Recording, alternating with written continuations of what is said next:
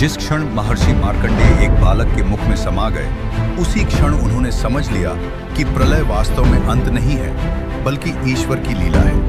ये घटना श्रीमद् भागवत पुराण के 12 स्कंद में वर्णित है। कथा उस समय की है जब महाप्रलय आ चुका था। न पृथ्वी थी, न आकाश था, न दिशा थी, न समय था। चारों ओर केवल अथाह जल और सन्नाटा था। उस विनाश में भी एक आर्ष जीवित थे, महर्षि मार्कंडेय। जल में भटकते हुए उन्होंने दूर एक अद्भुत दृश्य देखा। अनंत जल के बीच एक वटवृक्ष का पत्ता तैर रहा था और उस पत्ते पर एक दिव्य बालक शांति से लेटा हुआ था।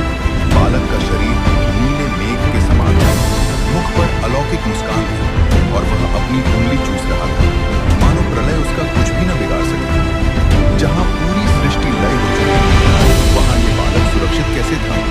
यही प्रश्न मार्कंडेय के हृदय को व्याकुल कर रहा था। जैसे ही उन्होंने बालक को प्रणाम किया, बालक ने मुख खोला और अगले ही क्षण मार्कंडेय स्वयं उसके भीतर खींचते चले गए। भीतर उन्होंने वही सृष्टि देखी जो बाहर नष्ट हो चुकी थी। सूर्य, चंद्र, लोक, पर्वत, समुद्र और काल। भय और विस्मय से उनका अंतर्मन कांप उठा।